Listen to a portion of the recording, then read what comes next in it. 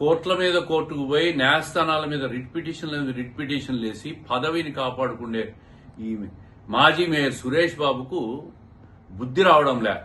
ఈ రోజు కూడా కోర్టులో మళ్లీ తొలగించిన దాని మీద కోర్టులో వేసి కోర్టు కూడా నీ పిటిషన్ తిరస్కరించిన విషయం నీకు తెలుసో తెలీదో.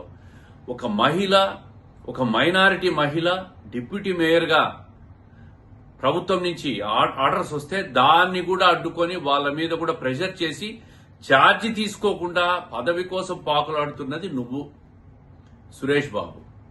ఈరోజు మళ్ళీ ఎమ్మెల్యే మీద మా మీద నువ్వు మాట్లాడుతున్నావు కుర్చీ కోసమని. ఈరోజు కడప ఈ 15 నెలల్లో ఒక స్వచ్ఛ కడప, క్లీన్ కడపగా తయారైతా ఉంది. ఒక అభివృద్ధి చెందిన కడపగా తయారైతా ఉంది.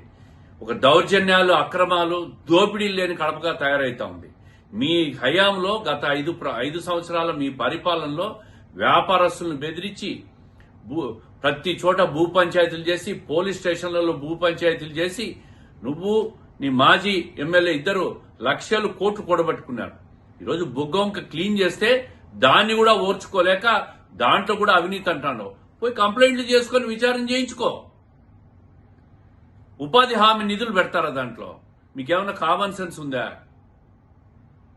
9 సంవత్సరాలు మేయర్గా పనిచేసిన వ్యక్తి ఉపాధి హామీల నిధులతో బుగ్గంక క్లీన్ చేశారని మాట్లాడతారు. ఏ నిధులు వచ్చినా ఏమొచ్చినా ఆర్టీఐ ఉంది, ఆర్టీఐ వ్యవస్థ ఉంది. దాంట్లో తీసుకొని నీకు తప్పనిపిస్తే కంప్లైంట్ చేసుకో.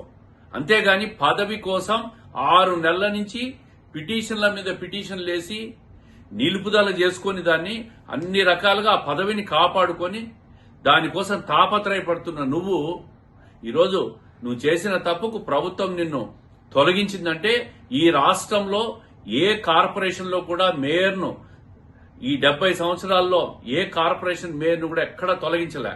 నిన్ను తొలగించిందంటే చట్ట ప్రకారం నువ్వు తప్పు చేశావు, నువ్వు దొంగతనం చేసావు, దోపిడీ చేసినావు, కార్పొరేషన్ మేయర్గా అక్రమాలు చేసినావు. కాబట్టి ఈరోజు ప్రభుత్వం అన్ని విచారణలు చేసి కోర్టు కూడా నీ పిటిషన్ డిస్మిస్ చేసిన విషయం ఒక్కసారి గుర్తుపెట్టుకో.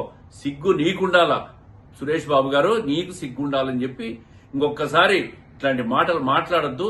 పదవి పోయింది, ఇంట్లో పోయి పండుకో.